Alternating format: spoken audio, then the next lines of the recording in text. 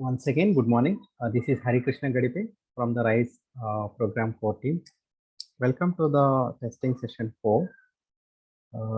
Just to update, we started the recording also for the participants. And can one of you please confirm you are able to view my desktop? Yes, Hari. Yes. Sure, thank you. So as we go on a daily basis, first we'll just try to understand from which platform these trainings are being hosted. So as we are repeating daily, this is being hosted from the Women Who Code platform. And the mission is basically inspiring women to excel in technology careers. And vision is like a world where diverse women are better represented as engineers and tech leaders. And for any platform, definitely there will be a code of conduct, and we request all the members of the participants also to adhere to the code of conduct with respect to Women Who Code. And this is the Hyderabad chapter to which you have signed up. So from Women Who Code, it is a worldwide organization spread across almost more than 120 plus countries with very good member base. So the events are hosted from multiple locations. You can sign up to any of the events. So we'll just spend some quick 10 to 15 minutes in revising the topics that we have discussed yesterday, and then we'll continue with our discussion further today.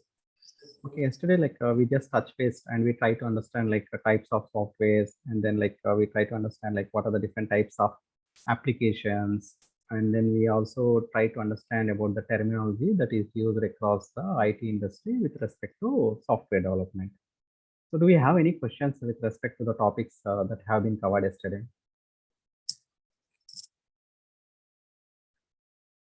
Okay, I will just quickly go through application software, system software. System software is something which is related to the closely related to the system like operating system, etc. And application software like products or applications like Microsoft Word, etc.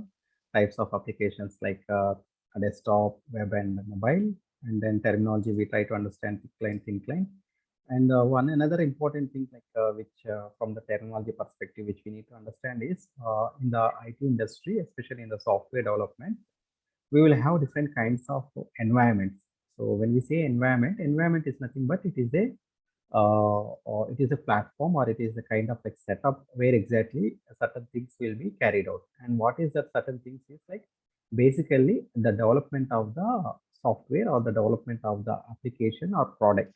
So when we are dealing with the software development, primarily there are 4 different environments. Apart from these 4, definitely there will be another environment which is very much needed, and that environment is known as disaster recovery environment.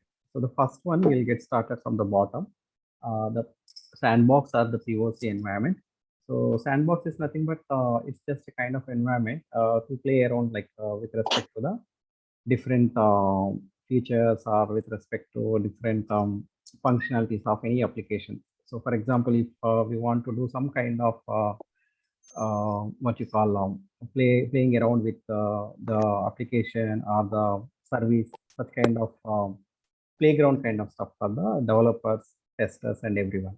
So that's where any kind of new thing, it will be implemented and it will be used. And as such, as I said, this is just an environment which will be exclusively used by the developers, testers, and all the team, so that they can just go ahead and explore new features and try to understand about them. That is known as sandbox or POC. When I say POC, it is nothing but proof of concept. So proof of concept, they are interchangeable. Sandbox or POC, they are interchangeable. But then at the end of the day, it is an environment where the product, the service, or the software that we are developing or that we are using is implemented, configured, and it will be used by the team itself for their own testing and their own usage, so that they can get a better understanding about them. And once they have once they feel comfortable, then they will go ahead and move forward with the other environments. Okay, moving on, development environment. So development environment is the actual environment which will be used by the developers. So yesterday we discussed different roles that are part of the agile team. So there will be definitely developers. So yesterday we discussed one use case. We want to develop something basically a application or a software or a functionality wherein like we would like to have these provisions like addition of two numbers, multiplication, division, and subtraction.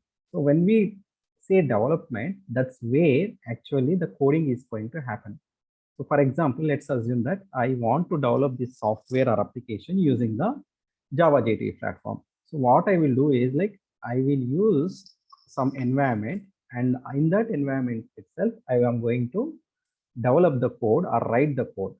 For example, um, if we take like addition of two numbers, all I need to do is like in Java, I need to write a program. I will just take inputs, number one, and the other one is second number. And then I will perform my actual functionality of addition. And finally, I will display the output. So these, it will be coded in the development environment by the development team. Okay. And once the developer feels, yes, now that I'm able to achieve this functionality, everything looks good. What we will do is like this code will be moved into the test environment. So test environment is nothing but it's again a separate environment, totally different from the development and production, where whatever the functionality, the software or the application or service that have been developed, it is moved and is separated and segregated. And in that environment, the testers are going to test the functionality of the application that has been developed by the development team. And again, like in the testing, we are going to take a deeper dive, and I am sure like Vishalakshi is going to cover them.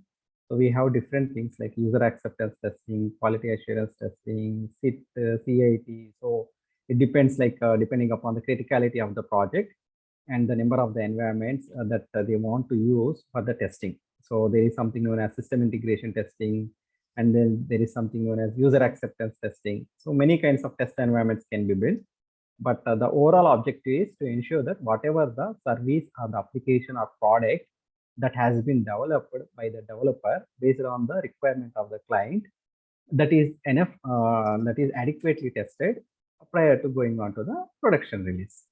And finally, once the testing is done into different aspects of the application, it will be moved on to the production environment. So that's where like we will start using. We means the end users. The end users are going to consume it.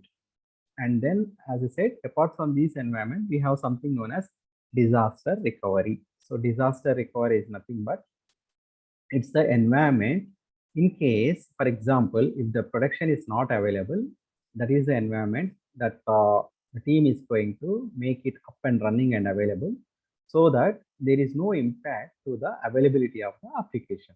Like, for example, let's assume that I am working from home. But today what happened is like I got a notification from the electricity department that at 10 a.m., starting from 10 a.m. to 3 p.m., there is no power availability in my region. So what I planned is like I planned for my disaster. What it is like I just came to my nearby place of my known friend, and I am hosting the session from this place. So I ensured that the business continuity is there. No way the session is going to get impacted because of certain external factors which are not in the control of the team. So that is a simple example of a disaster recovery scenario. Planning well in advance so that our application or service that we are hosting on our production environment, it is not impacted and it is available for the end users to be used as a BAU scenario. Any questions with respect to the topics that I just discussed regarding the environments? This is very much critical for an employee in the IT industry. They need to be very much aware of these environments because based on the role segregation, you will be provided access. There are certain teams to which only the development environment is provided, and there are certain roles to which only the test access is provided, and then there are certain roles to which only the production access is provided. I will pause here for a while, and I would like to take the feedback in understanding this concept. Please feel free to go ahead and shoot out the question. We want it to be interactive.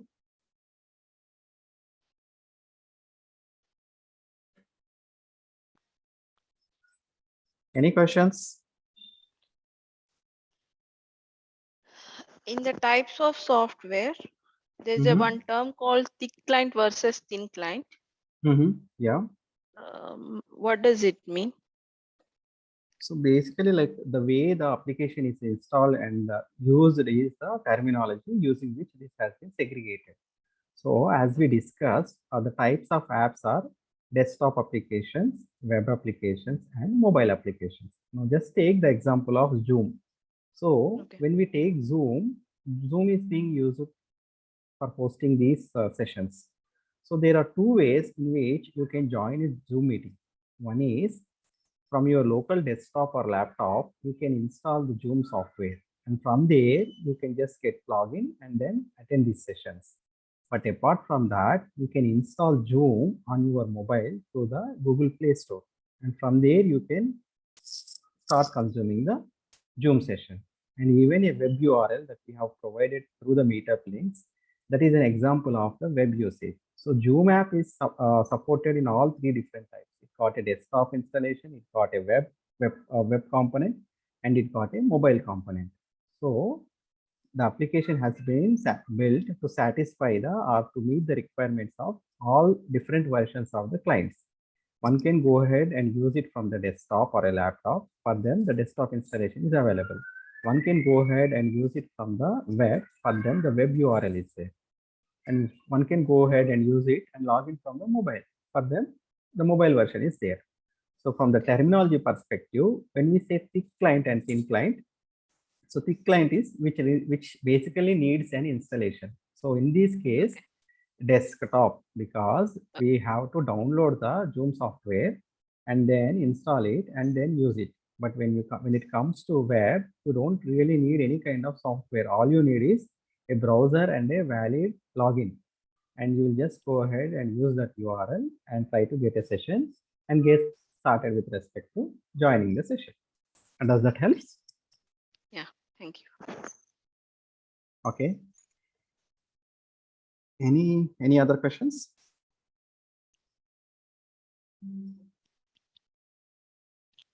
Okay, if not, in the interest of time, we'll get started. So at the same time, yesterday we discussed about software development life cycle.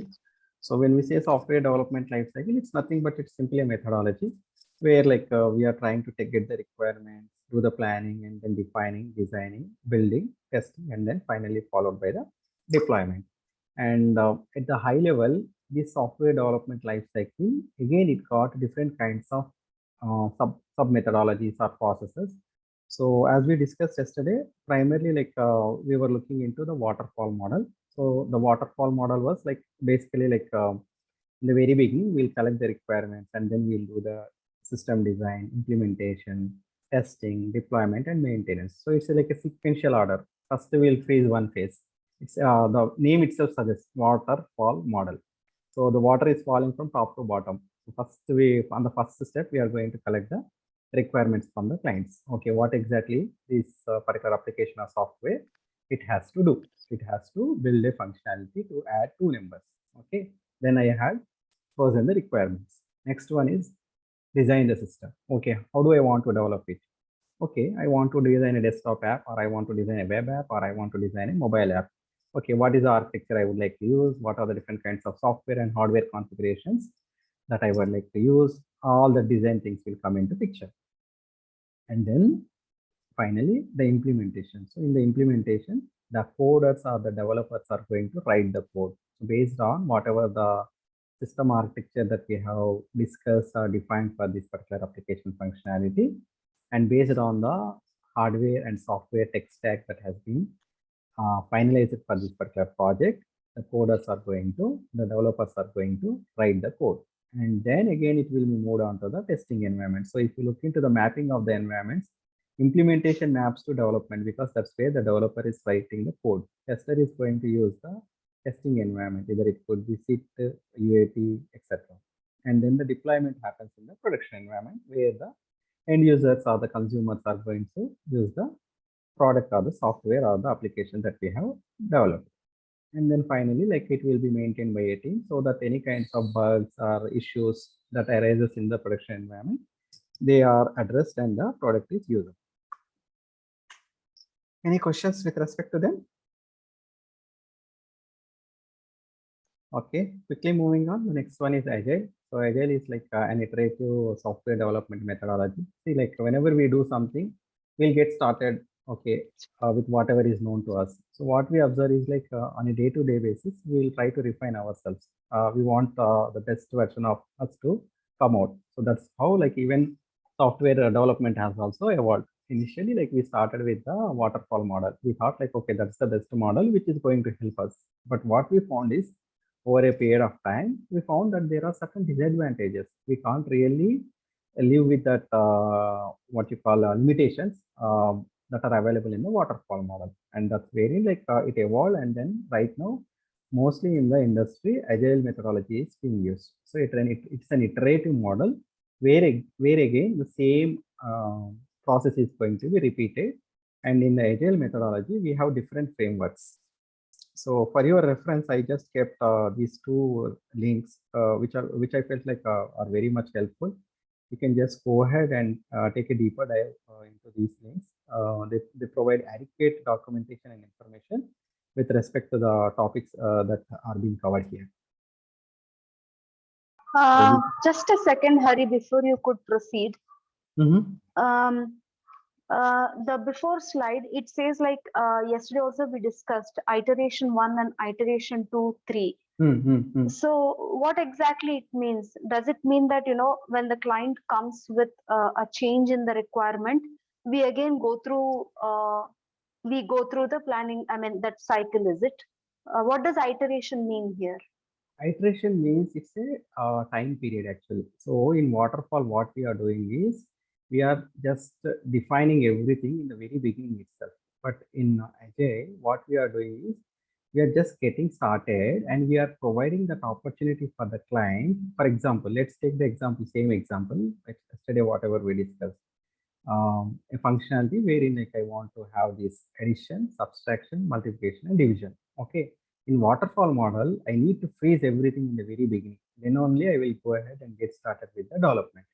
But in Agile, it's not like that. We'll get started and the client is going to prioritize. Okay, we got 4 different functionalities: addition, subtraction, multiplication, and division. Now the client will say, okay, instead of waiting for 6 months for this complete functionality to be developed and provide to the client for his usage, what we will say is like, boss, give me 2 weeks or give me 4 weeks. That is my iteration. And what is your priority? Okay, my priority is addition. So what we'll go is like we are going to get started with the addition and we'll put all our resources and efforts on that functionality itself. And after 2 weeks, which is generally in Scrum, it is known as sprint, the additional functionality is ready and then it is available for the clients or the customers to use. So that's how it's like, it's just like splitting up the bigger chunks into something which is manageable and delivering it over a period of time continuously so that the client can live with them and he can start using them instead of like, for example, I said like, okay, I need addition of 2 numbers. I waited for 6 months and then finally like when the product has been delivered, it has been found that it can add only some integers. It cannot add some decimal numbers or real numbers. Then it is a kind of something like which the client was not anticipating. So this kind of iterative model, what the advantage is, it provides the client a clear visibility. It provides the client that flexibility to prioritize what exactly he wants in the next couple of weeks. And at the same time, it also gives him that option to start using the product from the very beginning itself. Instead of waiting for almost 6 months, 3 months, within 2 weeks, he will be able to use some functionality of the total application. Does that help? Yes, a lot. Thank you. Okay. Thank you. Thank you. Quickly moving on. So this is about the Agile Manifesto. We don't want to really dig deeper into these concepts. So next is definitely like as I suggested, please go through them. And we are also planning for a session on Agile itself, only dedicated to Agile, because as we said, Agile is the predominant or most extensively used methodology currently in the market. Okay, 12 core principles and all that stuff. So these are the different Agile frameworks. So predominantly again in Agile, like one is say Scrum and the other one is SAFe that are extensively used. So a Scrum framework we discussed in length yesterday. So we'll have a product owner, Scrum master, stakeholders or team members. Then there will be a sprint of around 2 weeks.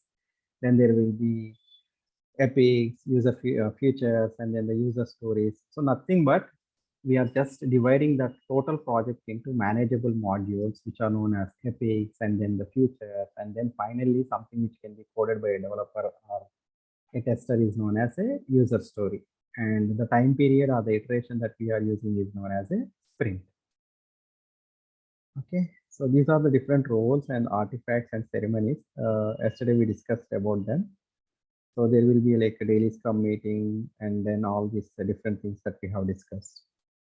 And one another important framework as part of the agile methodology is SAFe, which is like a scale agile framework. So this is also like extensively used. Again, like instead of like what you call a sprint in the scrum methodology, here it is called a program increment. And generally like the program increment time is around from 8 to 12 weeks. So it all depends, like there will be like a general set of tools, practices, procedures, etc. that will be defined, and then the organizations will adapt to that. They will start using it, and according to the requirement of the organization, here and there, definitely they will make some kind of customizations. Okay, so we just try to understand waterfall model, and at the same time, we just try to understand agile methodology, the different frameworks that are extensively used in the agile methodology, Scrum and SAFe, and we discussed about the different roles, ceremonies, and then the artifacts.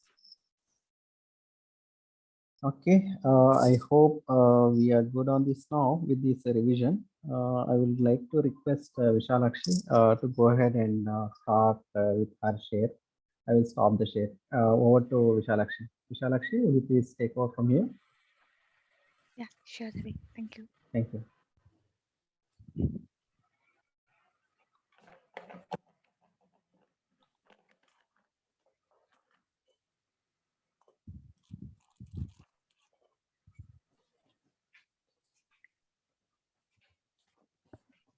Okay.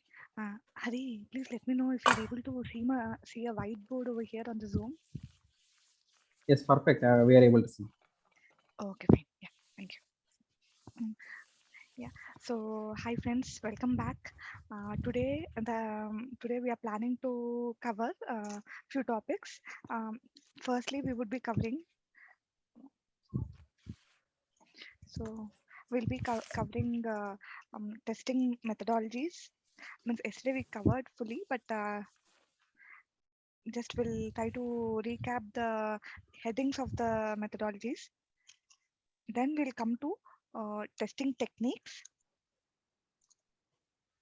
Okay, after testing techniques, I'll try to give you all an overview of defect lifecycle. Then we'll go ahead with the test plan. So today, these are the different things that we are planning to cover. Okay, so first let me take 1 minute and just recap on testing methodologies, as Hari has given a detailed overview on agile and waterfall. There were few names, at least I hope you all remember the names that yesterday I told at the end of our session. So as a tester, we need to know like what were the initial testing methodologies that were existing. So any one of you all, can you all give me those names? Yeah, it's near here. These are spiral, RAD, V model, and iterative. Yeah, thank you so much. Yeah, exactly correct.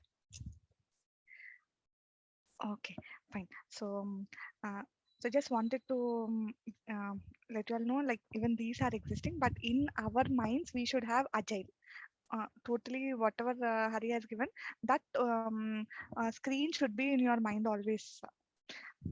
Whenever any interview, anywhere you all are going, they will ask you all about agile only.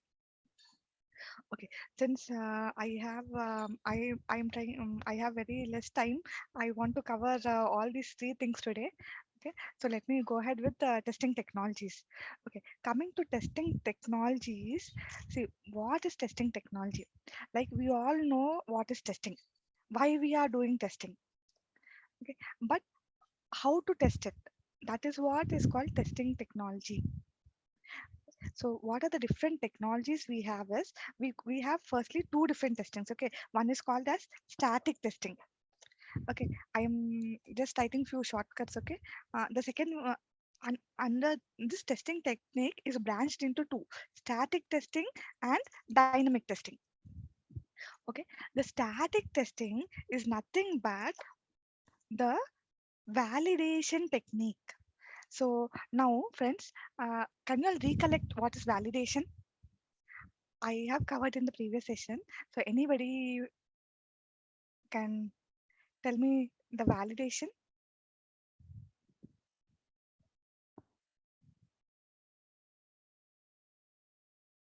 After verification, we actually testing the requirements under validation.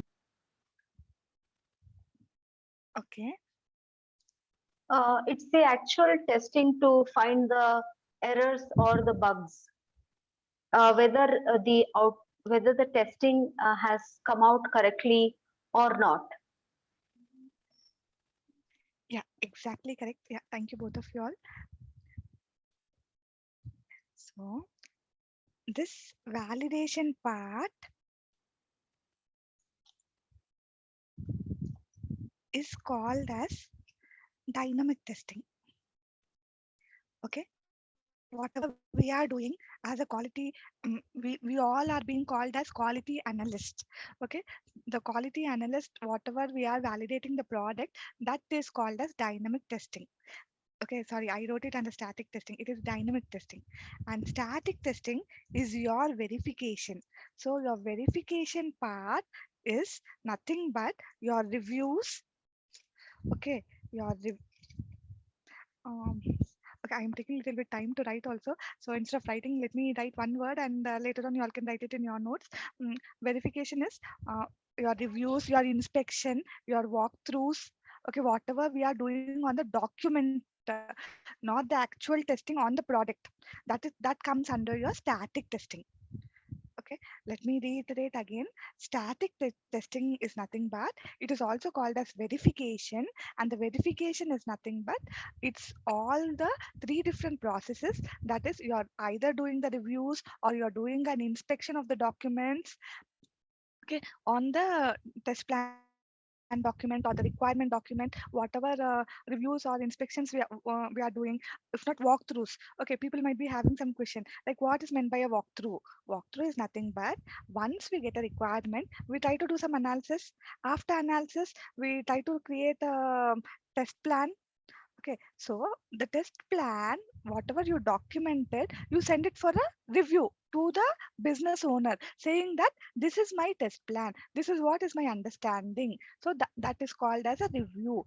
So in review, what is the business owner doing? He is trying to review whether the requirement, did you understand correctly? Is your objective specified in the document? The way of testing methodology that you have mentioned in the document is accurately fine or not? So he's trying to find out defects at the early age when there is no product available at all. It's only a document that is being reviewed over here. So now you all are clear, there is no product available, we are just reviewing the document. So that is why it is called a static testing verification. We are doing a review over here. Sorry, is it clear, friends? Like reviews, can I go ahead? Yeah, you can go ahead. Yeah. Okay, so once the test plan is done, what we do the next step, we try to write our test cases. So test cases also, we need to send it for a review. So this is another stage of identifying the defects, okay, at an early age without the product being available. They are trying to see what are the test cases that we have covered. If there is any test case missing, if any scenario the business owner thinks you did not cover as per the requirement, he will give you a comment over there. So how will he give a comment? When you send an Excel, when you send your test cases, you have to give a walkthrough to the business owner. You will have a 10 minutes call with him, and you will give a walkthrough in the sense, you will try to explain the scenarios, the test cases in the sheet that are present. That is a walkthrough call. Okay, now you all understand what is meant by walkthrough. Yes. Okay, so we are, so in static testing, we have reviews, walkthroughs, inspection. Okay, so this is all being done on a document. Remember, it is all being done on a document. That is the reason it is called static testing. And at an early age, we are trying to find out the issues, defects, okay, on the documents. This is all process oriented. Okay, I am telling you all it is a process oriented because the QA processes, they will tell as soon as you're this is a template you need to follow. According to this template only, you need to write your test plan, and also there will be a checklist. So this all comes under your static testing. Fine, friends. So I here I'll close static testing. I'll move ahead with dynamic testing. Let me know if any questions on static testing. Sorry.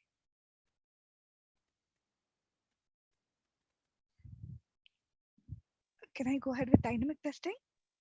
Yeah. Okay. So, friends, you all have clearly told, you all have understood what is meant by validation. We all know what is our role. Okay. As a QA tester, we need to validate the product. We need to identify the defects before it is being delivered to the production. Okay. If it goes with bugs, we know what is the scenario. That is the reason we are all being here for testing. So validation is nothing but we have different techniques over here under dynamic testing that is called as black box. Okay, it is divided into two: white box testing. Okay, and the next one is black box testing. Okay, these are the two different testing techniques that we use under dynamic testing. White box testing is nothing but a developer does it. Okay, it is all related to the code. It is also called as glass testing, a transparent testing, white box testing. Okay, who does it? The developers does it. Okay, understood, friends? I am trying to repeat, this is an important concept. Okay, this is all we all have to concentrate over here. This is an important topic. Okay, you all understand what is white box testing?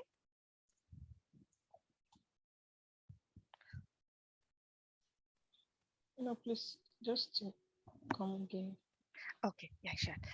So dynamic testing, okay, Uh, is divided into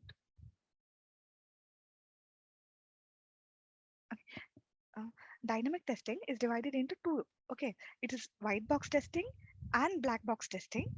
There is another branch called as gray testing also, but as of now, try to concentrate on these two things: white box testing and black box testing. Okay, so I am talking about white box testing now. Sorry.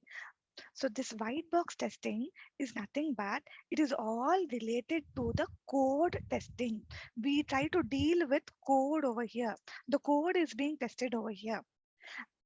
Okay, how the code is covered and all, I'll try to get deeper a little after a while. But as of now, you all have to understand that white box testing is nothing but we are trying to test the code by writing in the format of code only. Okay, and the developers does it.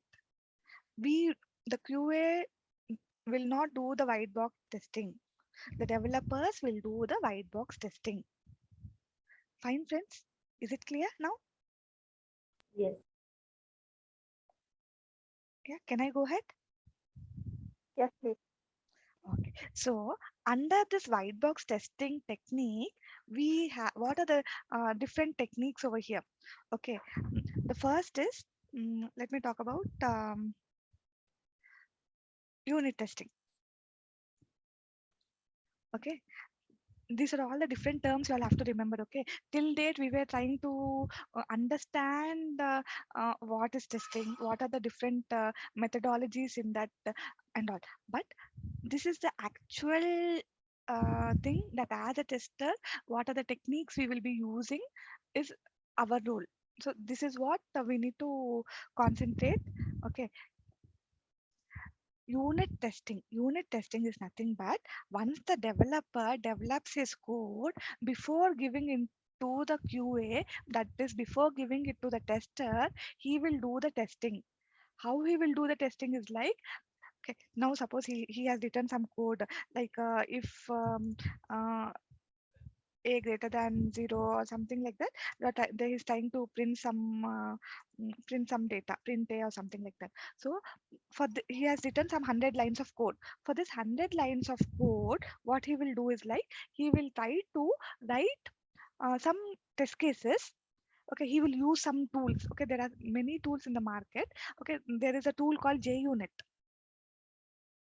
Okay, they use this JUnit, and they will try to test their code, and that testing is nothing but it is called as unit testing.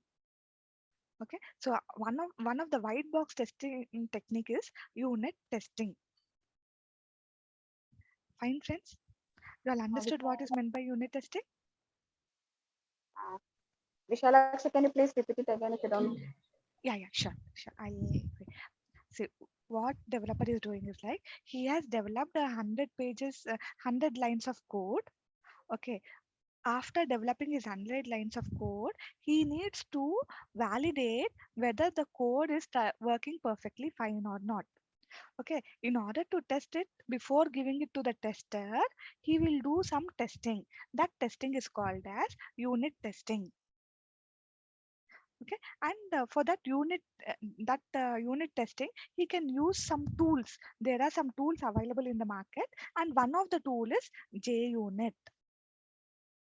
Okay, clear? Yeah, it's clear, Vishalakshi. Okay, thank you. Now, let me go to another white box testing technique. Okay, there is something called as structural. One second, I just go to the PPT.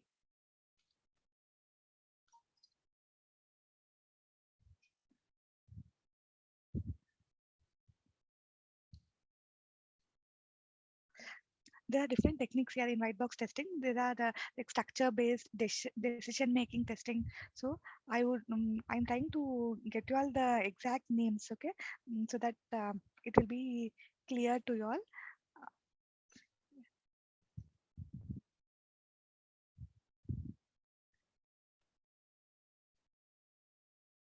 Okay, so if you all see here on my slide, let me know if you all are able to see my slide.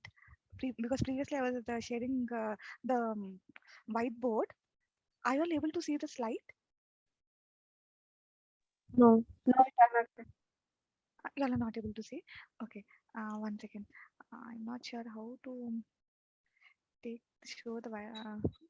Mm, if not, I'll try to tell the names of it. Okay, we have different white box techniques. That is statement coverage, branch coverage, path coverage. Okay, there are different. These all comes under structural techniques. Okay, under structure based. Okay, on the structure based, we have these techniques called as statement coverage. Then we have something called as sorry friends, I'm first time using this Zoom whiteboard, and so I am not sure like how to go back to the slide and all. Sorry for the inconvenience. Statement coverage, and then we have something called as decision making. One second, let me try to share my slide only to you all. Then I'll come to whiteboard also. Hurry for a second. I'll try to do the stop sharing, and then I'll try to new share. Okay.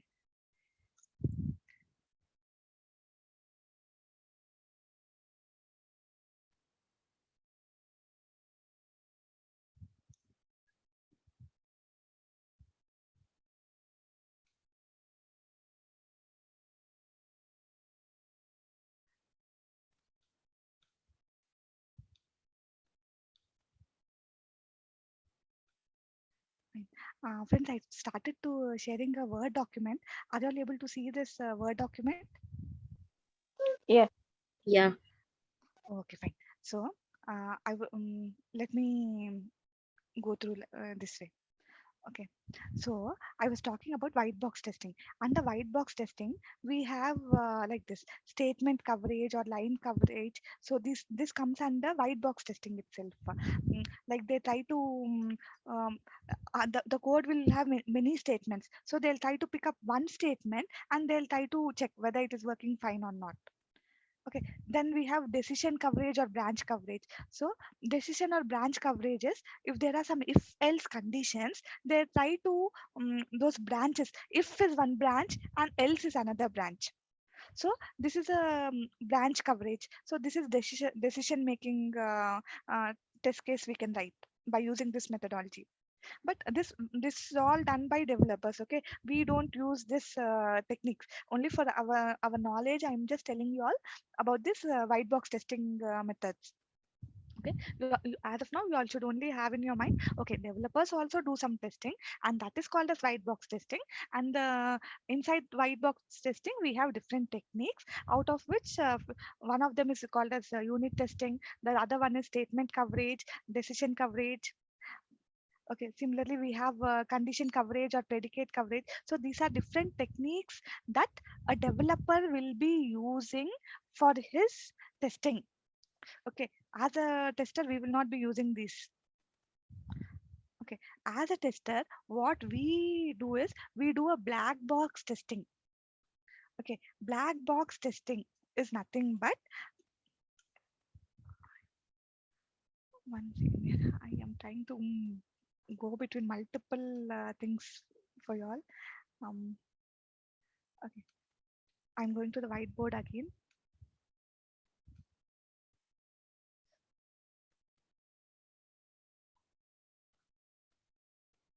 I'm just deleting this, okay? I am trying to. Okay,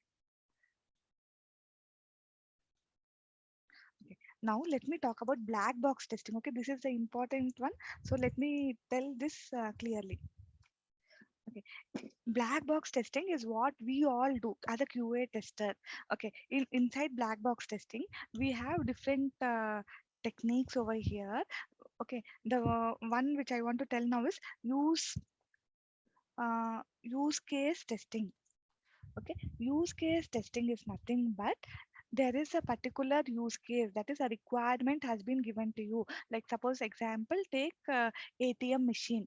Okay, in ATM machine the use case is given like he's trying to, there is a machine that needs to be switch on and switch off every day, something like that they are trying to tell. Okay, in our country it is 24/7 online, but here the customer has asked, suppose think like that. Okay, it has to be switch on and switch off, and then user comes in, inserts card, then the money should the number he has to input his pin and all, then how much ever amount he tries to put into the machine, he inputs that much amount should be withdrawn. So this is all a use case. Okay, this is a requirement that is being given. Now using this use case, we need to write our test cases. So we will try to write it in a detailed flow. How?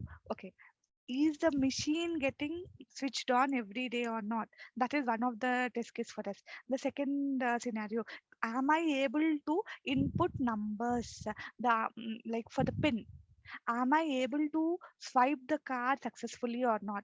So they have given a use case, and I am trying to use that use case and build up all my test cases. That end to end flow should be covered in an use case testing. From the machine getting started to the withdrawal of the money is a whole end to end test case or use case over here. So that particular use case testing, we will have how many ever scenarios that are fulfilling my requirement. I should have a test coverage over there. Okay, if there are 10 scenarios coming, fine, you need to write all the 10 scenarios that satisfies your use case. Okay, understood use case testing, friends?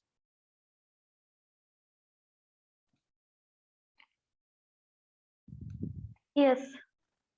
Okay, now I will go to the next technique. Okay, we have something called as decision based testing. Okay, decision based testing is nothing but what they do over here is they try to in an Excel sheet or somewhere. Okay, suppose there is a screen. Now think there is a login screen. Okay, so in login screen, what are the inputs that we are giving? We are giving username, we are giving password, and then we are clicking submit button.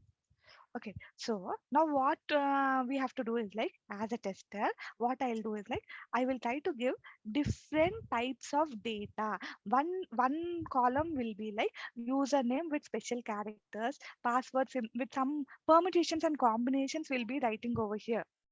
Okay, we will give all the permutations and combinations, and when we click on submit button, is the submit getting enabled or not? Like if username empty and if I give password, is the submit button getting enabled? Like that, we'll have all the different permutations and combinations. So that is a decision making test case scenario for us. So this is nothing but decision table based technique. This actually we don't use it. It is only for our knowledge. Okay, we are. It is also called as cause effect table. It will allow us to identify all the data that is needed for a particular field to be entered successfully. Okay, means all positive negative scenarios all will come. You are having the document also over here, like we will prepare that data. Okay, rule 1, when does the submit button get enabled? Rule 2, when like if I give password as blank, if I give username, is the submit button getting enabled? If I give special characters in username and in password, I am giving only numeric data, is the submit button, am I able to navigate successfully or not? So all the different permutations we are trying to write in decision table based technique. Am I clear, friends? So now we covered two techniques over here under black box testing. One is use case testing, the other one is decision based technique. Any questions over here? Can you please repeat on decision based technique? Okay, fine. So in decision based table technique, what we are doing is like, I am trying to for a particular screen. Okay, take any screen required. Take Book My Show app. Okay, when you're logging into Book My Show app or something, you will have first one screen. So in that screen, you need to put some inputs. Okay, and then only if it is successful only you will be able to go to second page. So now my aim is, I want to validate the first screen as of now. In the first screen, what all are the fields, I will try to write it. Okay, after writing all the fields that are present in that first page, my second aim is, what are the inputs that I need to give in order to break the functionality and see if the functionality is working fine. My first thing is like, as a tester, I should see whether the happy path testing is successful. When I say happy path, that is the successful criteria. That is login, username. Okay, username, password are given correctly, whatever is expected as per the requirement, and I'm able to click the submit button. That would be my first decision, first rule, the inputs, first input that I would be giving. In the second, I will go to second row. Second, imagine an Excel over here. Okay, I hope everybody is aware of Excel. Okay, so imagine this as an Excel sheet. Over here, these are the input fields. Okay, these are the input, username and password. Here I'm telling username, I'm giving successful data.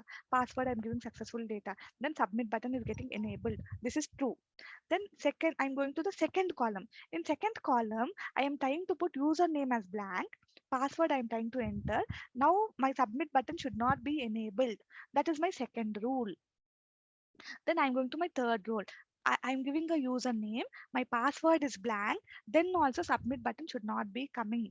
Then my fourth rule, I will give all special characters in username, all special characters in password. My submit button should never be enabled, because password is a complex thing. It should be a combination of all data. So like that, different inputs you are trying to put in an Excel sheet. It's a combination of test data preparation as well as a test case preparation. This is a decision making technique. Okay, so means you're trying to see which parameter if I give the submit button is getting enabled.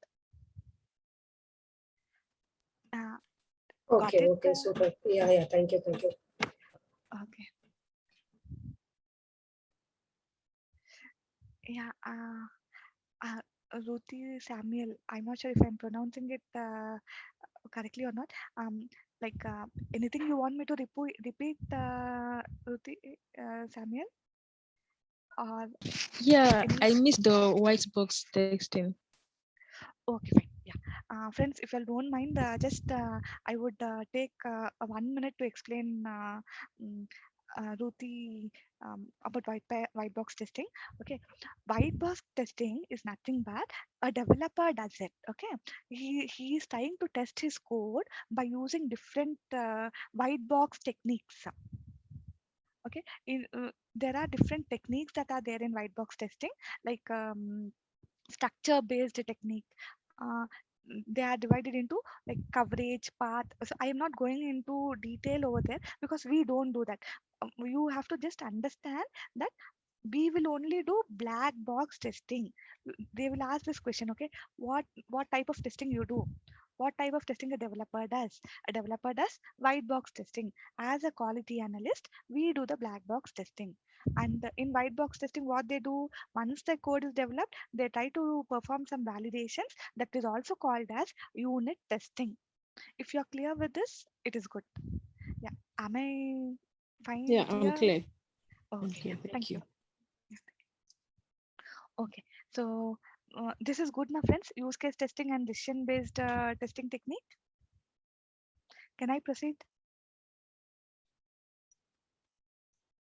Yes, please. Okay, so the next one is okay, this also we usually don't do it, but just for understanding purpose, I'll try to explain you all. That is called as state transition diagram. Okay, let me write it over here so that you all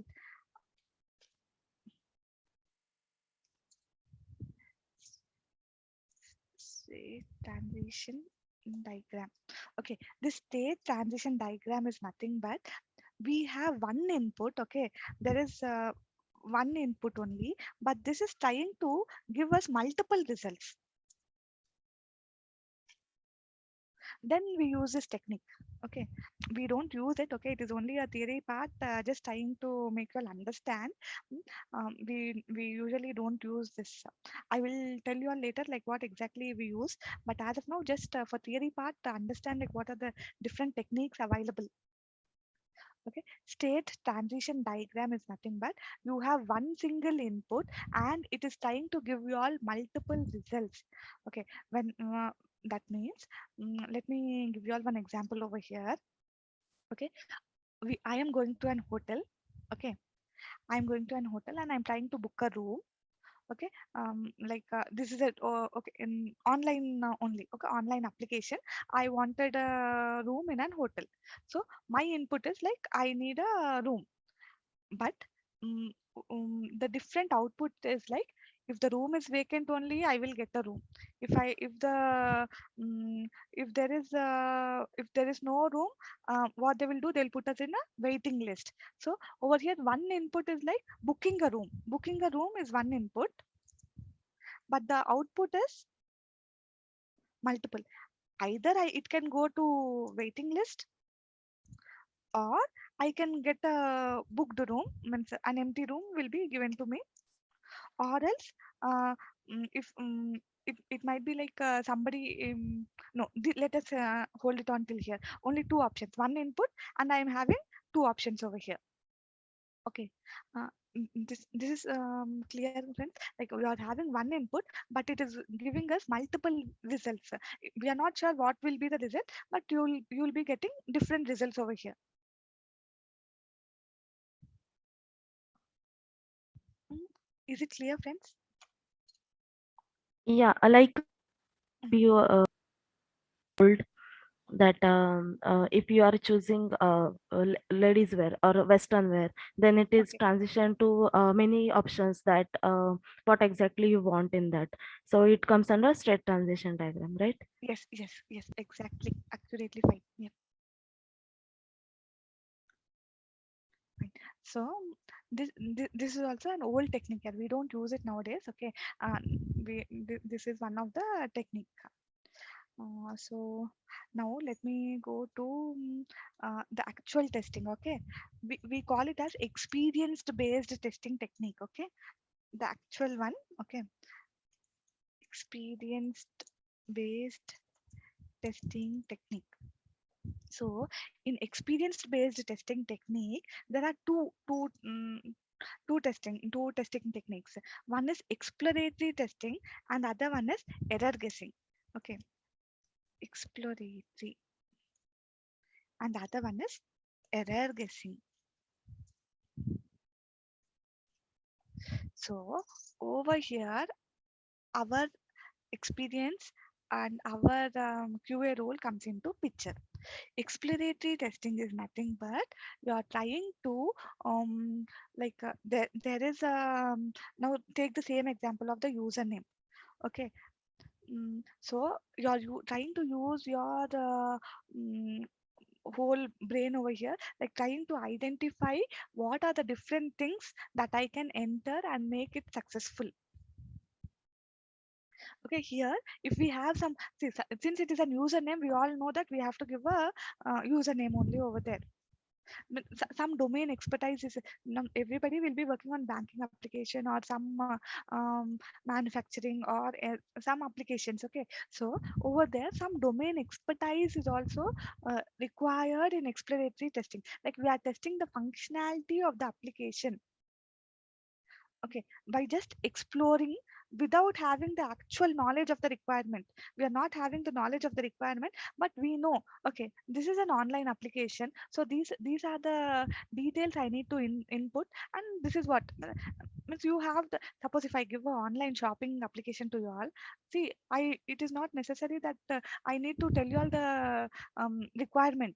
If I give it to you all will simply go ahead and test all the different features. Suppose I gave online shopping to Snehal and Shirisha to test. Now, without giving any requirements, I am telling you all test. Give me some test cases for an online shopping. Will you all be able to give me some test cases or not? Yes. Yep. So without without giving any requirement, like I did not tell you all anything. I just gave you all one application. Okay, and I told go ahead and test it. So what you all will do, you all will just enter inputs and you with the knowledge, with the domain knowledge you have, means when I say shopping, you all have that domain expertise in that. So using your domain expertise, you are trying to perform some testing that is called as exploratory testing. You don't have the requirement in hand.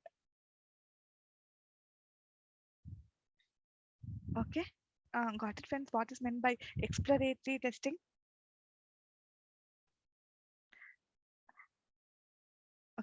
Let me go ahead and tell you all again. There is no functional document over here. Means you all are not following any requirement document over here. You all are just going and using your expertise, and then you are trying to do some testing. You are trying to explore the application, exploring the functionalities of the application without having any knowledge of the requirement. That is called as exploratory testing. So all the domain expertise people will be there, na? They will all be doing this exploratory testing. Okay, that is why in the IT industry we will have domain experts. So whenever we are trying to work in some of the like when you ask people in which domain are you working, so everybody though let it be a tester or a developer, we ask them like in which domain. So they tell I am working in a telecom domain, I am working in a banking domain, I am working in a manufacturing domain. Okay, so now did you all get it? What is meant by exploratory testing? Yeah. Okay, so the next comes error guessing. Error guessing is nothing but it is one of the testing technique where you find bugs in the software application based on your experience, prior experience. Okay, I am a tester. I have some prior experience. So what I am doing is like I am trying to break the application using my prior experience. Like take the same example of username only. Okay, in username, the client told me just to see if it is coming, if you are able to enter 8 characters successfully or not. That is only requirement he told. He did not give me any other requirement. Okay, the product owner did not specify any requirement.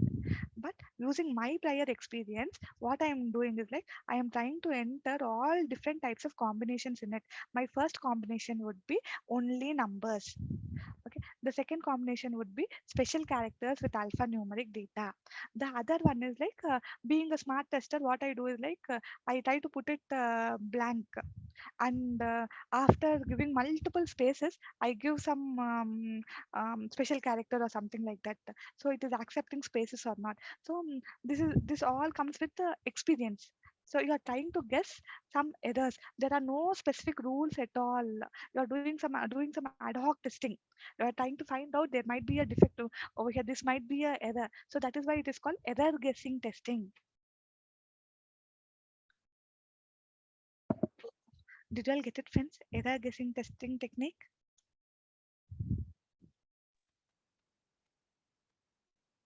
Means we have to find out where the error can happen in that way. Yeah, where the error can happen.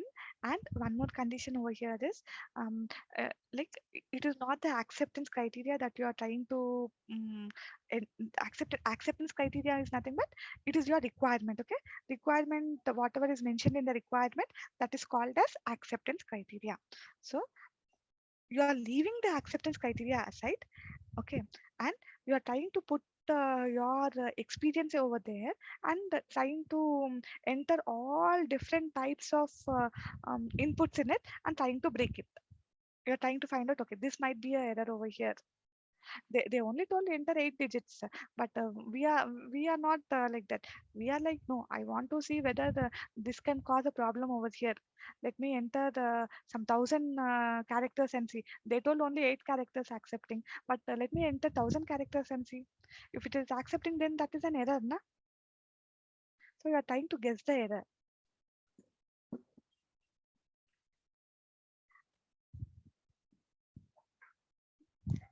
Yeah. Yeah, I Sneha, have a question. Sorry. yes, please. Yes, Shirisha, go ahead. Like we have been, trying to understanding this white box testing and black box testing techniques. Now, as a tester, one has to be aware and have a hands-on experience on all these techniques, all of it. No. Okay. No, Shisha. As a tester, you Okay. need to have knowledge on black box testing. There is no hands-on over here. Hands-on is nothing but you are trying to test the application. That is your hands-on. Okay. Did I answer it, Shirisha? Yes. Okay. So till now, whatever I told is all different types of testing and all. The most important thing that is required for us to write the test cases and the black box testing technique. Okay, I would like to cover two important black box testing techniques. Okay, one is equivalence based technique, they call it, and the other one is boundary value analysis. So these two are important for us when we are writing our test cases.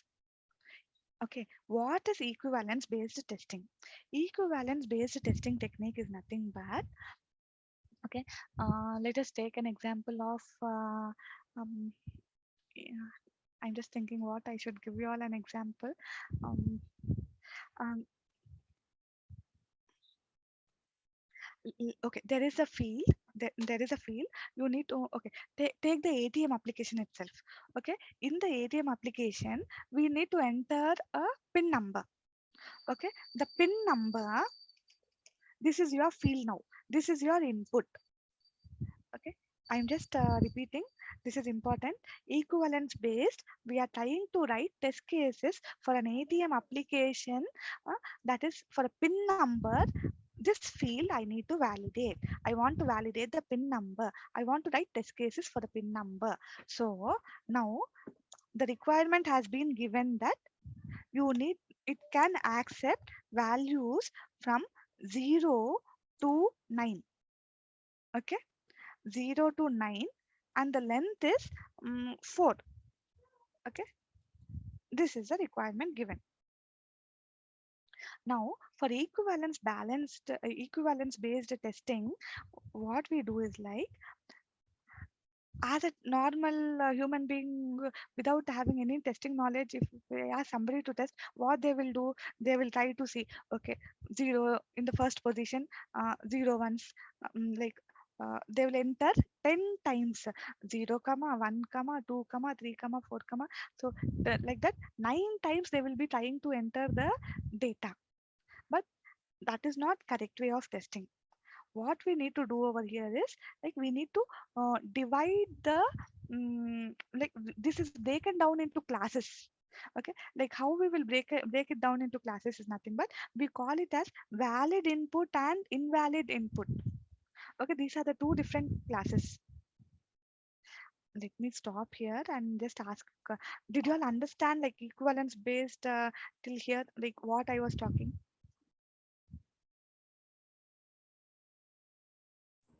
Not Okay, fine. Let me tell you all again. I will just I'm taking a new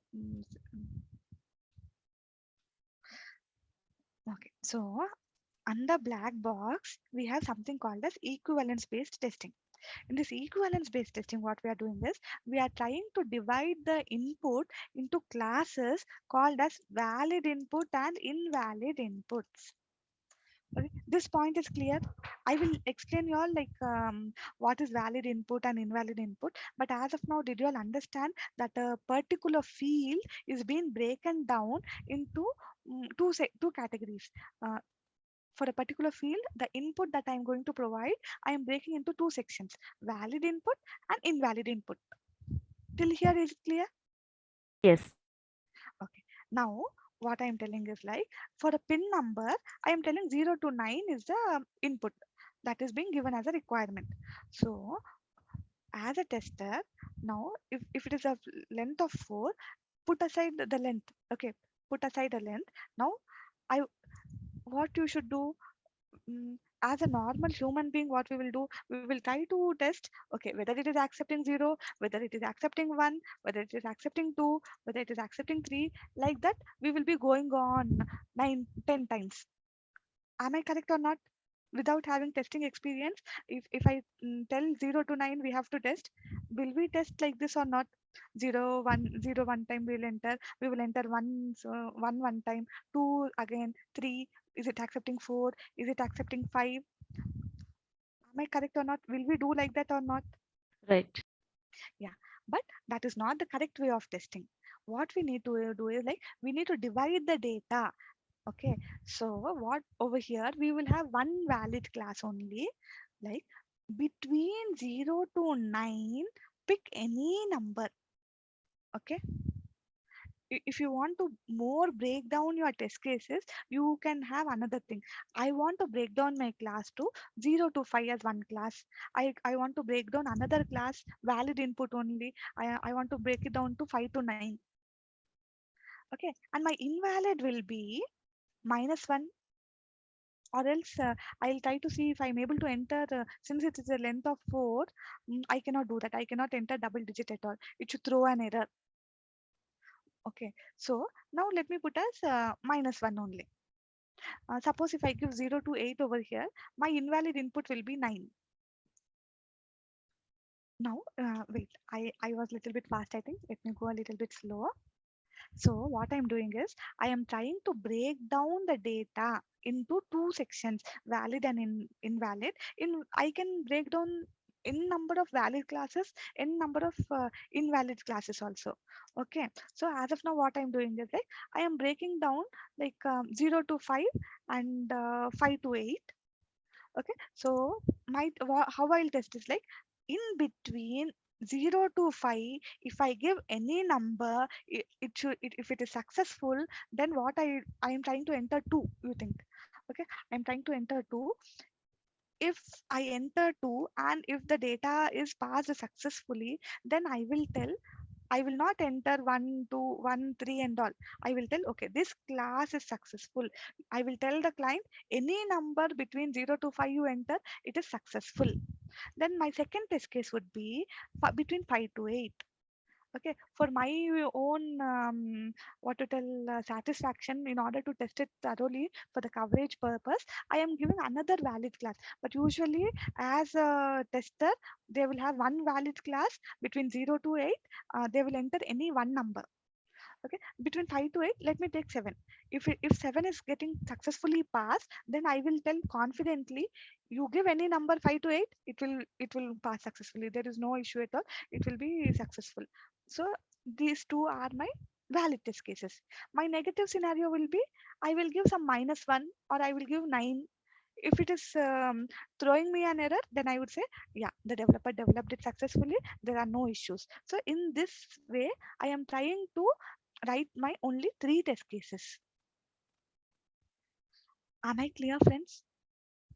Instead of writing 9 test cases, like enter 0 and validate, enter 1 and validate, enter 2 and validate, I am trying to break down the data into classes called as valid and invalid. So the valid ones are my positive test cases and the invalid ones are my negative test cases. Okay. Am I clear, friends? Any doubt? Yes, yes. Okay. Shirisha, it's clear na? Can I go ahead, or anyone else, any issues, please let me know. It's clear. It's clear for us. Okay. Yeah, thank you. Now I'll go see.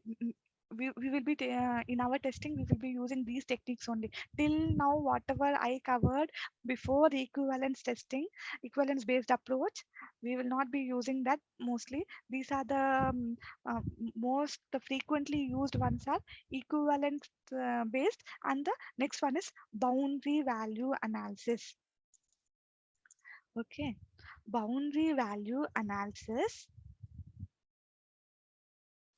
This is nothing but what the experts have thought is like, they thought the data means we will find defects only on the boundaries. Now if you take equivalence also, we are trying to take the between values and all, and we are trying to find out. But there were some experts who thought, see, if you try to catch a defect at the boundary, because at the boundary itself there might be some issues, they thought, and they came up with this approach. So what is boundary value analysis is, let me take the same example and make you all understand. The same, I am trying to take the same ATM example with the pin number of 0 to 8. What we are going to do over here is like, okay, I will try to create data such that upper boundary and lower boundary, like that we will define. So for 0, what I'll test is -1 would be my condition. Okay, I will test the pin number by entering -1, and I will enter 0 and I'll enter 1. My other condition, the next boundary would be, I will be entering 7, 8 and 9. So on the boundaries we are trying to enter data, not the mid values or something. So the boundary data we are trying to take, the the upper boundaries and the end boundary levels. Okay, so 0 and 8 are there now, so I'm trying to take the upper limit and the lower limit of it. -1 and 0. For 8 is 7 and 9. So this is nothing but your boundary value analysis. Okay, you all understood this, like how to take the data over here. So this all comes under whenever we have some data which is having uh, mm, data like numeric data to be tested. Instead of having like if I have to test 1 to 500, I need not give 1 2 3 till 500. I can choose -1, 1 comma okay, wait, minus -1 1, 2. For 500, I can take 499, 500, 501. So it will fail for -1. Okay, it will fail for -1 and it will fail for 502. So 501. Okay, so we are taking the boundaries and we are trying to test the scenario. Did you all get this, friends? Boundary value analysis and equivalence based data. Yes, double digit acceptance also comes under this. If we press two times or three times, If you that case is not considered here. see, like Snehal, see, like we told pin number, na. So pin number, how we have to enter 4. So you can try entering. Okay, Okay, where, understood. Means uh, 4, if it is getting successful at once, it will be successful at 4 times. 4. Sorry, can you come again, please? Like you are trying to enter 4 values. You are telling you will enter 1, 2, Yeah, 3, means 4. I'm telling no. Mm, I just mm. want that it should be 4241. Okay, so 4 come 2 times right here. Okay, okay. You are entering 4 twice. Yeah, twice. Yeah, yeah, you can do that. See, I will try to give you all 2 to 3 test cases for the pin number so that you will understand more clearly. So if suppose somebody asks me, try to write Vishalakshi, write test cases for pin number, then what I'll do, I will put these conditions: equivalence and boundary value analysis. Apart from this, as a tester, what I would do is like, since it is a length of 4, I will first enter 1, 2. Okay, um, if I enter 1, 2 also, is the pin successful or not? It shouldn't be successful. It should be minimum length, maximum length of 4, or accurately 4 digits should be entered. It shouldn't be less than 4. Okay, so 1, 2, if I give, it should be failing. If I give 1, it should be failing. Okay, when I was talking about these data, I was telling in each field level data I was telling. Okay, if I give means over in the first space, okay, in the first space, if I give mm, I need to check 0 to 8, all the numbers are acceptable over here or not. In the second space, 0 to 8, all fields are acceptable or not. Similarly in the third and fourth place. So what I'll do is like, I will enter like this: 2, 7 and -1 and 9 in each space. One time I will be trying to enter and check. So if it is passing, then I would say it is successful. But I will not be like every time giving for each one 1, 2, 3, 4 like that. Every each space I will not do it. If I have to do like that, it will take my whole day for one field testing only. When I tell one field, pin number is one field on the application. Am I clear, or is it go bouncing, or am I confusing you all? Are you all able to get it, friends? It's very clear. Okay, yeah, thank you. Now we understood the different testing techniques, and so these are the basis for us to write our test cases and all. So apart from this, we have other testing techniques also. Okay, one more point here. See, people call with different terms in IT industry.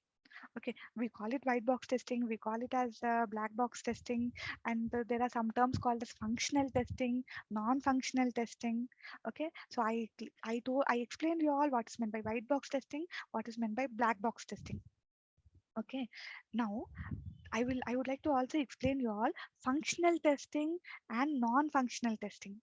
Okay, when we say functional testing is nothing but the requirement has been given to you all. Requirement is nothing but it is a functionality. So whatever testing you are doing over there, the black box testing, that is also called as functional testing.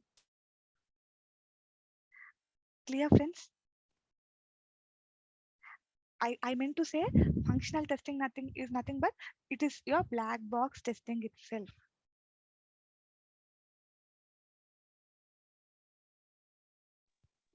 Yeah. Okay. Now I will come to non-functional testing. Okay. People also sometimes give a term called non-functional testing. Non-functional testing is nothing but, okay, the performance of the application. Whenever we are trying to do some performance is nothing but it is I most of them might be aware, but let me sorry, I will clear this. Okay, performance testing. Performance testing is nothing but I am trying to not break the functionality over here. I am trying to break the application as a whole.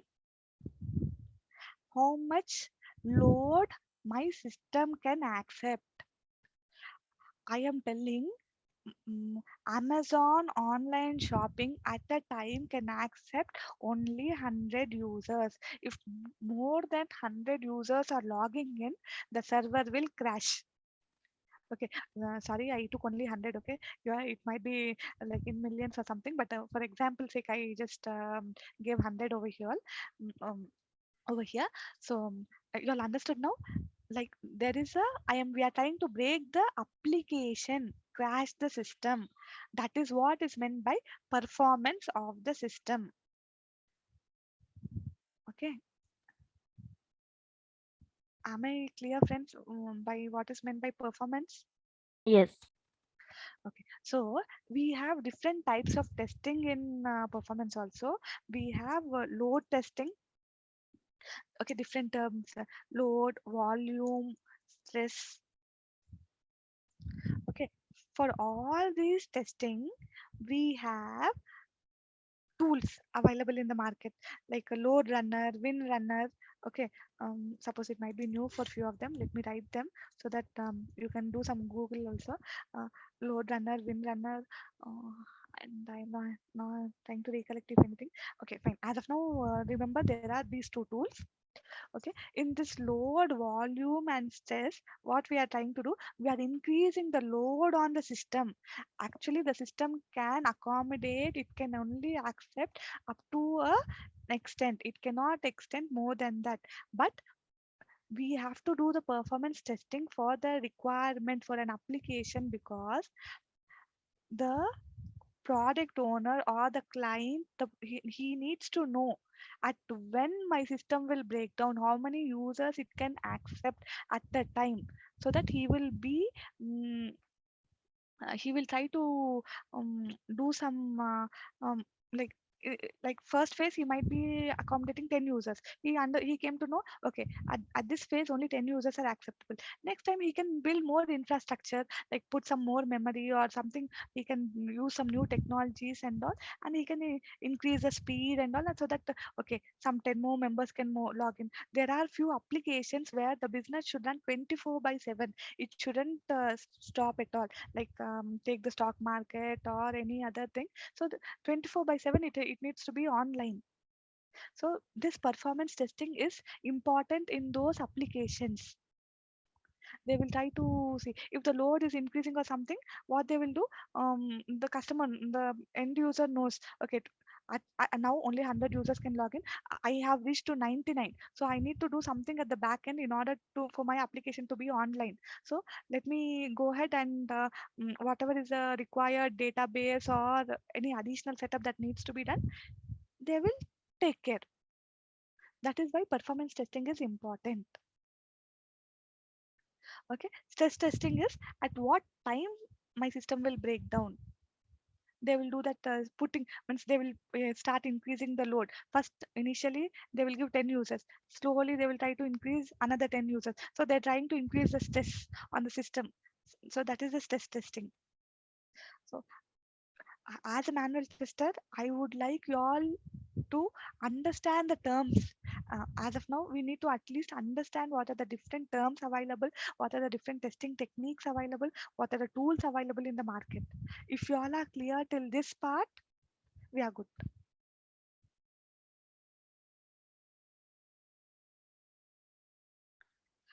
Friends, did you all understand what is performance?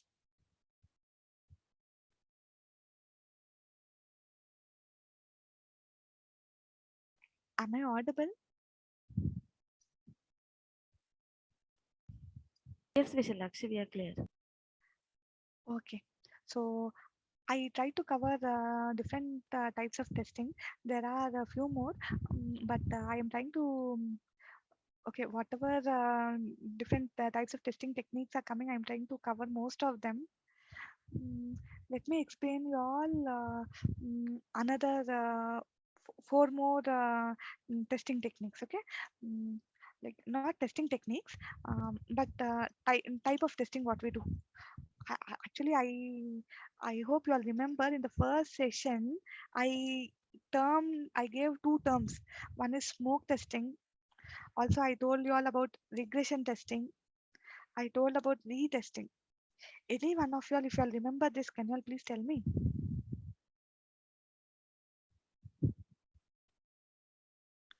Yeah. Smoke testing is done for the high level. Okay. Anybody on regression and retesting? I did not tell sanity. I will cover sanity, but just any idea on like whatever we discussed, smoke, regression, retesting.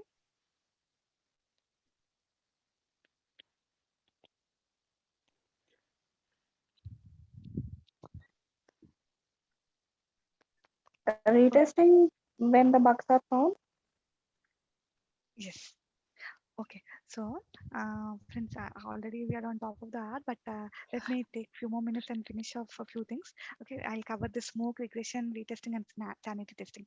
So smoke testing is like when we do it is like today we'll go in little bit detail on smoke testing. So when the developer develops the application, okay, and he's trying to build it means one build is nothing but he has developed some code. Okay, he has developed it, and one part of the functionality has been developed successfully. He's building the code. He will put it into a file called as .jar. There are some developers use their code in different formats, and they try to put the files. So that file is nothing. Putting in, compressing it, and putting it in one location. That is called as build. We call it as build.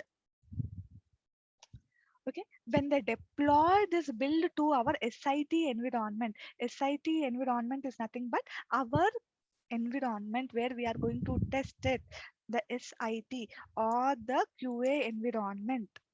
Okay, when they try to when they deploy the code into SIT environment, okay, at the initial stage we do the testing, that is a smoke testing, the high level testing. Okay, not the only the critical functionalities of the application, are they working fine or not. We are navigating from one page to another, the whole application successfully, without going in detail. I am not doing any equivalence testing over there, or I am not doing any boundary value testing over there. I am just seeing if I'm able to navigate the Amazon application end to end. I'm able to log in. I'm able to select an whatever item I require. I'm able to add it to the wish list. I'm able to do the payment successfully or not. So a high level testing with the critical functionalities being covered as soon as the build is deployed. We are doing this. Okay, called as smoke testing. If the functionalities are working fine, I am not getting any server errors, then only I will accept the code and I will tell, okay, I am good. I will go ahead and do my testing. Are we clear, friends, with smoke testing?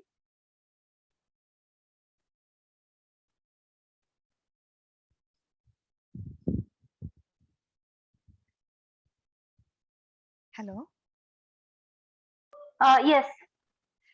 Okay. Yeah. So now I will go to sanity testing. Okay. Always people get confused between smoke and sanity testing.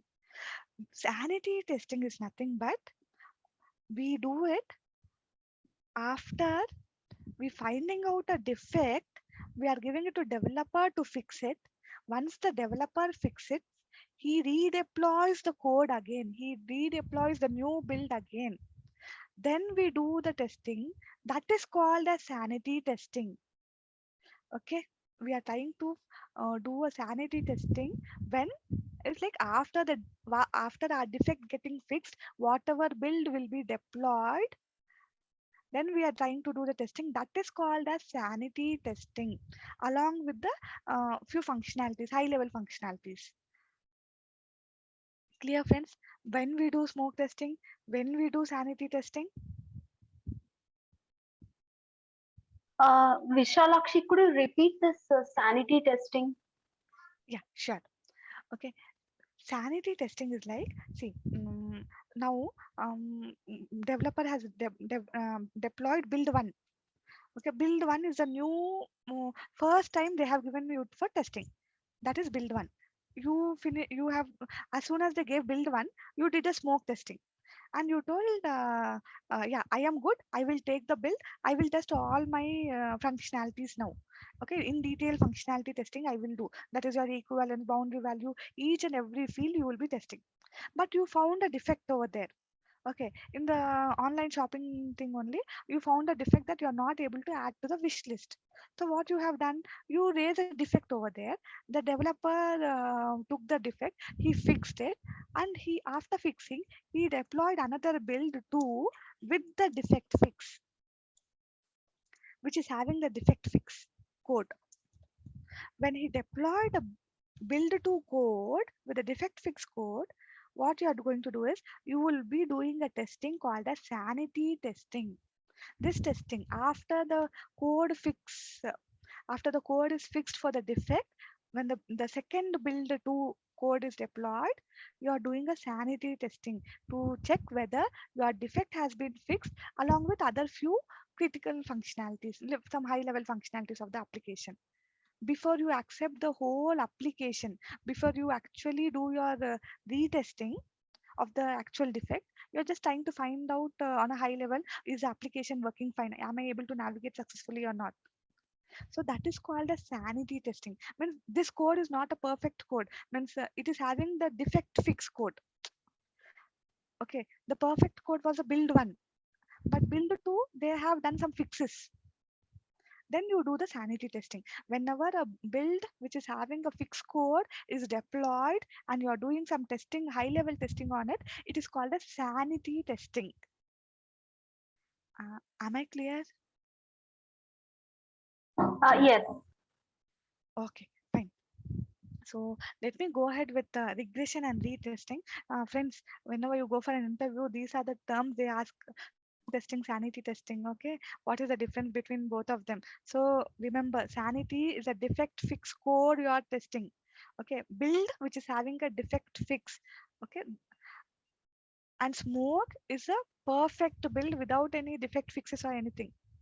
It is a perfect initial new build. Okay, new build application has been built newly, and then you are doing some high level testing. That is your smoke testing. Fine, let me go ahead with the regression testing and retesting. Okay, regression testing is nothing but you are testing the whole application thoroughly. Okay, initially they gave you the requirements, you did the functional testing. Now they did not do any changes, but we are trying to do a regression testing in order to see whether all a second type of test, second time you are trying to test everything, then you tell regression testing. Also regression testing comes into picture when you are doing some retesting. So in the application that now take the previous example itself, that add to wish list, that particular functionality broke, the developer has fixed it, you have done your retesting, it has worked perfectly fine. But you shouldn't only fix the test the defect fix and keep quiet. You need to see whether the developer has broke some other code or anything.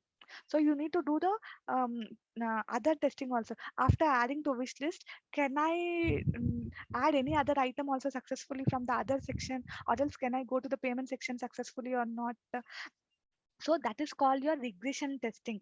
Apart from the affected area where the code has been failed, you're trying to check the other parts of the functionality which is impacting.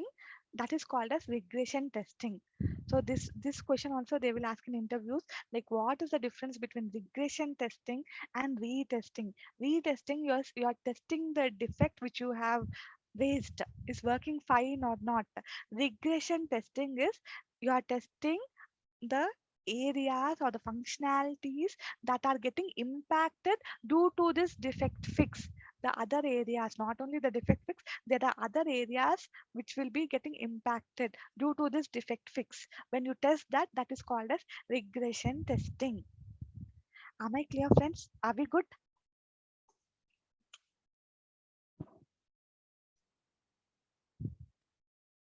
Yes. Yes. Okay. Yeah. Fine. So, Hari, it's almost 12:40. Can I take another 10 minutes, please? I wouldn't cover defect life cycle today.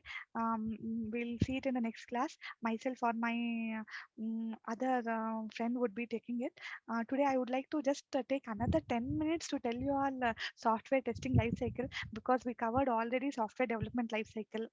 We would like to cover software test life cycle, so that you all will have some means you all will not forget what is development life cycle and testing life cycle. Can I take another 10 minutes, please? Is it fine with the participants? If anyone have any kind of questions around that, or is it fine? Can we extend it by 10 minutes? I'm okay with it. Anybody else? Some majority we need. Yes. Yeah. Please carry on, Kusala. Okay. It's fine for me. Yeah, thank you so much. Yeah. I will just cover very quickly few things. Okay. Now, I would like to tell you all about software testing life cycle also. See, till now, what we are talking about, we were talking about software development life cycle.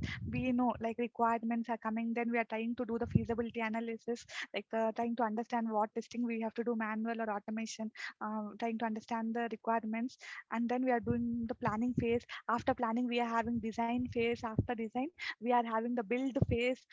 Build is the then development. After development, we are doing the testing. So this is a software development life cycle. After the development, we are doing the maintenance also.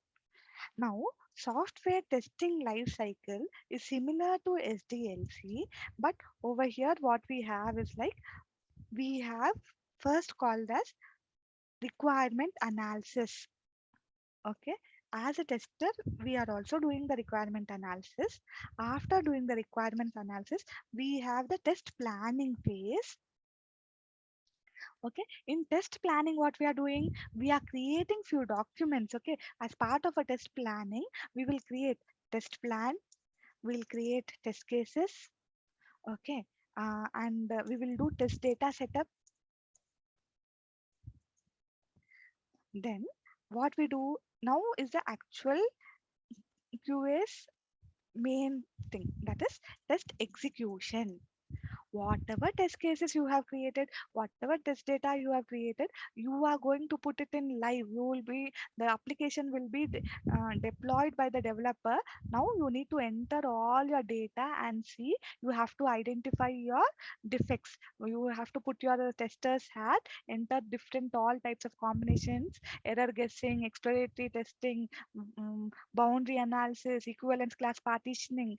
Okay, everything whatever you have planned, now it's the time to execute. So in execution, you will have the application in your hands. You will be entering all your data and check whether the application is working fine or not.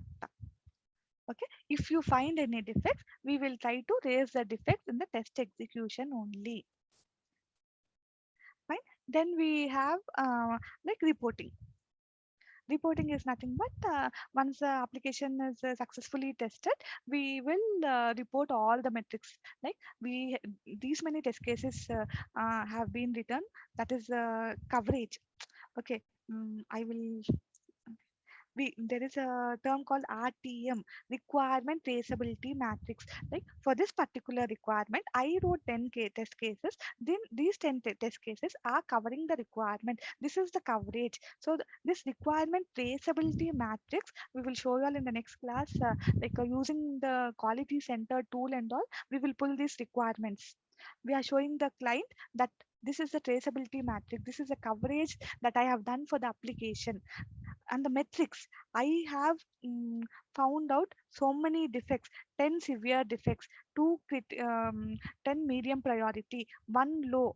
How many defects? These are the metrics.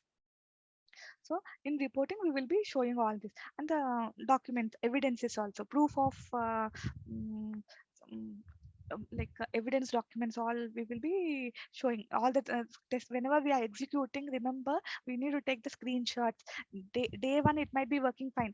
Day two, we are not sure it would work the same or not. Some defect fixed today can create an issue in the one which was working yesterday fine.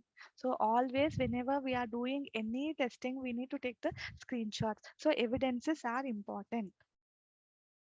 Okay, so this is a software testing life cycle: requirement analysis, test planning, test execution, and reporting. So this I thought of covering as so you all will compare both software development cycle and testing life cycle. You all will have it in your mind. That is why I wanted to cover this. And apart from this, one more last thing here. We spoke about white box testing, black box testing. There's another testing called as acceptance testing. Okay, so this is the last thing I will cover here. So acceptance testing. Acceptance testing is nothing but, now as a tester you have tested it, QA testing is done successfully, but the business, the main end users, they also need to do their testing before they accepting the product. Okay, before they accepting the online application or anything, they will try to do their validation. We have different types of acceptance testing, that is alpha testing, beta testing. Okay, alpha testing is nothing but, here developers and QA will support. I mean, we and the developers, we will support. We will in our office premises only. Like, okay, whichever environment you are working in the office, in that environment with the business user, you will be trying to show him. In front of him, you will be testing along with him. So that is called as alpha testing, alpha acceptance testing. Whereas beta testing is nothing but the whole end user. Like if you take a Zomato application, sorry, Zomato means other outside people cannot understand. Let me take an Amazon online shopping itself.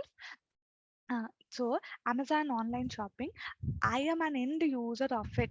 Means I am a customer. I want so I will be testing. The end user who will be using will be without any other QA or the developer being involved. The end users will be testing in front of the product owner or the business people.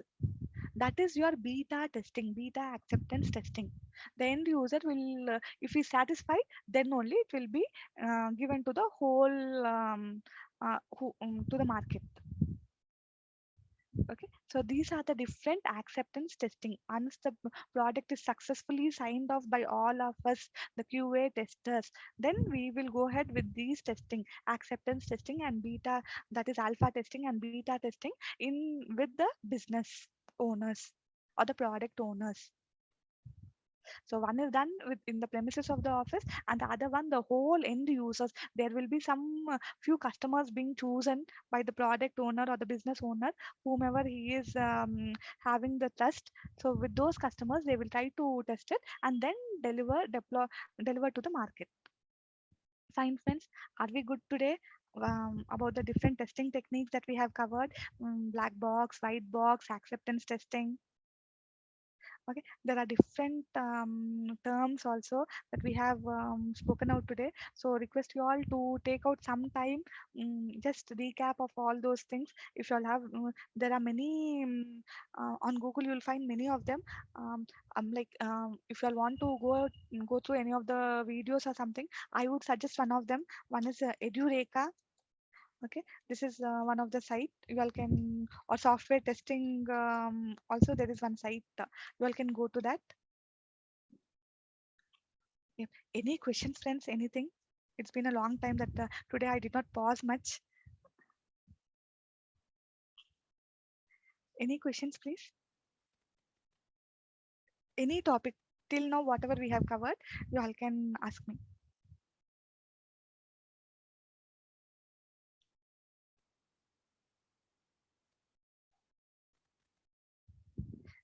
if you all don't have questions now, I will take another 10 minutes from you all then, because next week I am planning. I'll give it to my friend to cover the session. So any questions or anything, please let me know.